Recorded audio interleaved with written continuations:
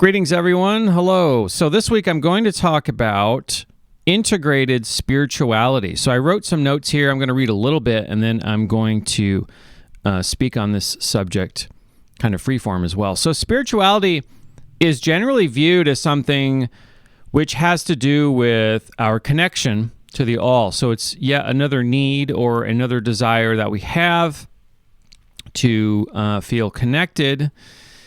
And so spirituality is generally this unseen or esoteric force that unites us to everything, makes this experience that we're having possible in the first place. Now, in my thinking, true spirituality is not really a dualistic or separate thing. So what I mean by that is spirituality isn't something that you just decide, I'm spiritual, or I'm going to be spiritual, or I did this thing and this was spiritual, but I went over here and did this, it wasn't spiritual.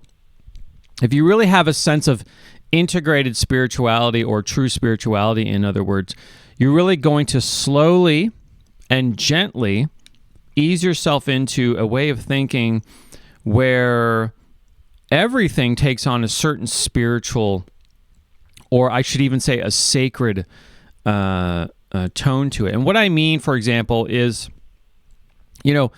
having a spiritual practice or set of spiritual practices every day is the sort of thing that just grows naturally over time. And this isn't a religious thing, okay?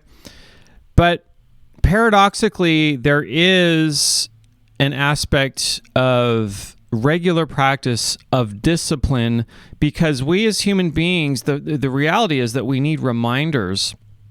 We need constant positive reinforcement within ourselves, right? And with each other. That's always a good thing to have that positive reinforcement. So a spiritual reinforcement, in other words, is a regular practice so that you can train your mind, you can train your body, you can train your sense of self, and you can begin to train yourself to feel gratitude for everything, including having the very experience of life itself in every moment. And this is very possible to do, but it takes practice. Just like you learned anything in life, well, there is also a spiritual path which involves feeling your life with an awareness that every moment is a spiritual or sacred thing. Okay. Now, of course, you can't just go from being completely not really practicing this, because the thing is, it's not just something that you believe. Okay, belief doesn't have any sort of place here on this channel. It's something that you actually begin to train yourself, and you begin to live in a certain way. You begin to become a certain way. Okay, and so really a sense of integrated spirituality is cultivating a sense of well-being or harmony in every aspect of your life. But that's done through realizing the connection of everything, not in some sort of, you don't want to be seeing the world in a state where everything's separate or disconnected. Okay, so spirituality kind of has a holism to it. It kind of ties things together. Okay. So the spiritual person realizes and then actualizes and becomes in a state where there's no separation between the body and the mind. There's no separation between your daily activities, between your job, the way you treat yourself, how you eat, how you treat others, how you think, what you feel, and what you say. Those all become sort of part of an integral process, okay? And this takes time. So if this is like kind of a nebulous, foreign idea, it takes time to take shape within yourself, okay? Now, if you're trying to become spiritual purely intellectually, or even purely through like the physical body, if you're going to do some form of yoga, for example, if you're going to meditate, or you're going to do something that engages one aspect of your being, and you're going to say you're spiritual, well, in a sense, you're imitating the spiritual life, but you're not really slowly easing yourself into it. So like I said before, it's a process. It isn't something that I'll ever be finished with. It isn't the sort of thing that you check the boxes and then you can say, well, see, I'm a spiritual person now. I wasn't last year or I wasn't 6 months ago, but here I am now. No, it's a process that goes on your entire life. Okay? So one consideration when you're practicing, and it's a practice. You don't do it, we're not going to do it perfectly. We make mistakes. We're human beings. And also we have to recognize that since we are human beings and we are flawed and we're capable of making mistakes, we should be gentle when we do so and allow ourselves to make mistakes and have fun and enjoy life and enjoy this human experience and everything that it provides, but do so in a spiritual way. Now, I do talk about this way back in one of my Silent Hill 2 videos. I do talk about the sacredness of the strip club, okay? And so if you go back and watch one of my Silent Hill 2 videos, there's a sacred essence that you can treat everything as, even in a place like a strip club, which is really kind of like, low energy, animalistic, basic need sort of thing. You can still approach that in a way that is more spiritual, okay? And of course, that has a certain you have a certain level of understanding in a spiritual sense that you see and you recognize that you do have animal needs, you have an animal body, you have lower survival instincts, but at the same time, you also have a higher self-awareness and a more expanded knowledge of the complete human experience. So we're not just animals, right? We have more than that going on. And so we can treat any experience or any endeavor in a spiritual way. Now, obviously, if you're eating for example, if you're on a spiritual path and you're eating garbage, okay, if you're eating like ultra processed food, and I'll just say like Doritos because that's probably the most ubiquitous and advertised frankenfoods out there.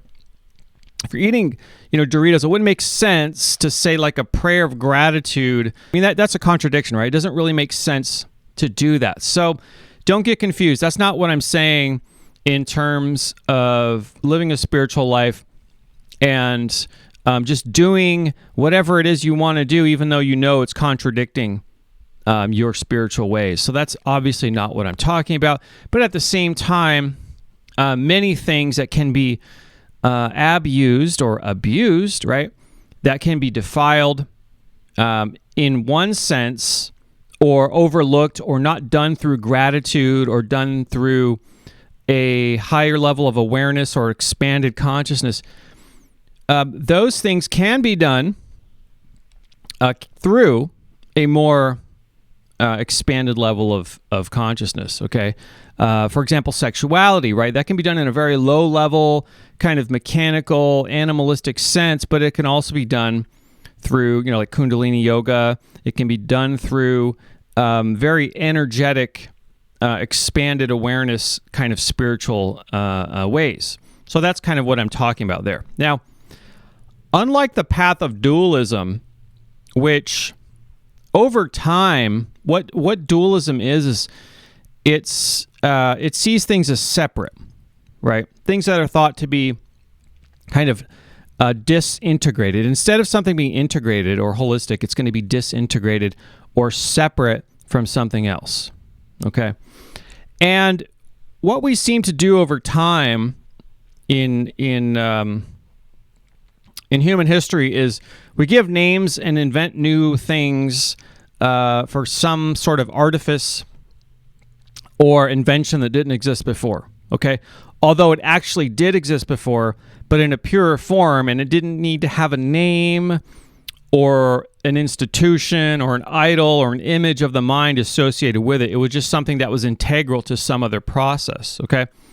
So the spiritual way is one of an integrated and unified process or unified essence that doesn't need everything being teased out and made separate, okay? Made its own thing, in other words, okay? I'll give you a perfect example. So let's take Sigmund Freud and psychology. He's considered, let's say, the father of psychology, okay? Well, it's pretty well known, and you can look this up, that Sigmund Freud really just teased out in a secular way the understandings of Judaism, of Kabbalah, okay? A lot of sort of not necessarily defined or named, but still very present elements of human psychology, human behavior, a very deep understanding, although, not labeled or made idols of, okay? Freud kind of teased that out and created this thing.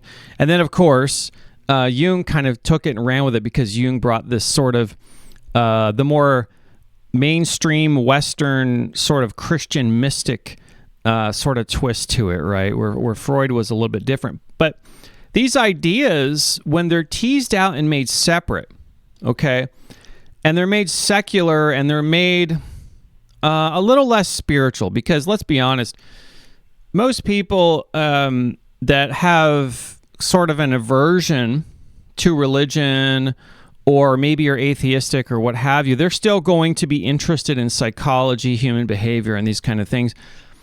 But, the understandings of human psychology go way back into the spiritual traditions and, dare I say, the religious traditions over human history. And so those are kind of built in, and they're integral to a spiritual practice. So you can't really have, if you have a spiritual practice, a true integrated spiritual practice, you can't really separate all of those things. They're all sort of kind of integrated together, okay?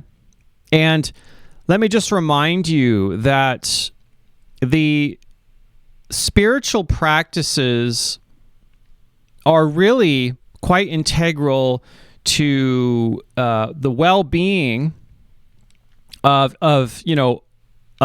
a person who really just wants to go into and explore this experience we call life. Because really, truly, I feel as if the great sacred nature of reality itself, or of this experience, is just to have the experience, okay?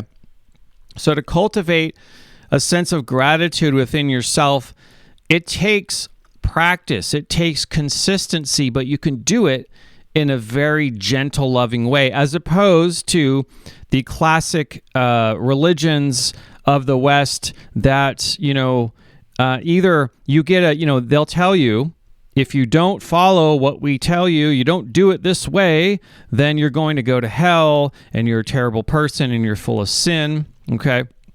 And of course, their brand of positive reinforcement is you're going to get a reward. If you're a good little boy or a good little girl, you're going to get a reward after you die, because you're going to go to heaven. It's all the major religions of the West do that, okay? Well, if that just doesn't ring true to you, if that sounds like a line, which I feel that it is, it doesn't really make sense. But at the same time, if you can understand that, and I've worked very hard over many years cultivating a practice, a spiritual practice, where I'm cultivating gratitude. And it's a difficult thing for someone like me, especially with my personality type, because I can tend towards the darker side of things. But after recognizing that this is something that I need reminders constantly, I need to do this every day, and not to BS myself and to come up, just repeat someone else's sort of, script, because a religion is just a script from someone else that's given to the flock, and they're just repeating it like some sort of mantra, but it's not really authentic to them, right? So you want to cultivate your own form of authentic, integrated spirituality that feels real for you, okay? Whatever form that takes. But it's interesting, because whatever form that may take, truly integrated spiritual people that are on the path. And again, it's a process. It's not like, well, you arrive at some point, you get your, you get some sort of like placard or diploma, and then you're like and then you're going to hang a $sign on your spirituality, and you're going to teach others, and you're going to tell them why they should do it your way, and you're going to sell a bunch of, books and retreats and all this kind of nonsense, right? Because hanging a $sign on your own authentic spirituality is, by definition, inauthentic, actually. So you want to cultivate this for yourself. So I can't tell you how to do this necessarily, but there's some basic, sort of things that are general or common to a lot of people that are pursuing this spiritual life or this spiritual practice. And one core feature, which I've talked about before, is just developing every single day, okay, having regular practices of gratitude, okay? Praying before meals having a prayer of gratitude before every meal is always a good thing, because it also makes you think about what you're putting into your body, because obviously you're not going to pray, you're not going to have a prayer of gratitude before you eat, a bunch of garbage. At least I hope you're not, because that's a wild contradiction. Another one is meditation. I always talk about that. There's many different forms, so there's not one correct way to meditate. But it's interesting because cultivating a sense of gratitude within yourself will naturally start to extend to others around you. And people will sense that, and you're going to naturally sort of seek out people that are of a similar expanded level of awareness, and you will find each other. And life takes on quite a different flavor as you expand and move on. And obviously there are a lot of traps. There's lots and lots of new age bullshit out there. It's all over the place. But if you're doing this in an authentic way, and you are taking it slow, you're being gentle, okay? You can't do all of this in a day or a week or a month or even a year or even a lifetime, okay? Just understand that it's small, gentle steps, but you must be consistent. You must understand that every single day, every single moment you're having this experience, for better or for worse. And it's in the experience itself. It's to honor the experience and the fact that you're even in this, this Earthstronaut meat suit, this experiential meat suit, having this unique experience as a human being, because everyone is unique, since we're all kind of a collection of all of these unique experiences, and no two people are exactly the same. You can go in and explore that experiential process and treat everything in an integrated, holistic, spiritual manner. That doesn't mean that you worship everything, okay? It just means that you see the unity, you see the beauty, you can see things as they are, okay? You don't want to be so dualistic as to think that, all of these things are bad and all of these things are good, because that's new age bullshit. Instead, you want to see things as they truly are, and you want to embrace the tragedy and hope of existence altogether. Okay, it doesn't mean that you're confused and you don't know the difference between tragedy and hope, or light and dark, but you just see things as they are, and you accept that you accept that your intuition and its understanding of the fundamental laws of the universe, okay, is actually an accurate perception. And as you go into the spiritual path, you will begin to see things as they truly are, and you will accept things as they truly are. And then you will also recognize that through a gentle daily practice of very, very deliberately opening your awareness, that your world will change. And it will change in ways that will take you deeper into this experience that we call life. So thank you so much for watching this week. Let's see if we can get 50 likes. I have seen like 40, 45 likes, so that's really encouraging. And I want to thank you guys so much for doing the likes. Let's see if we can get 50 on this one. And I'll see you guys next week.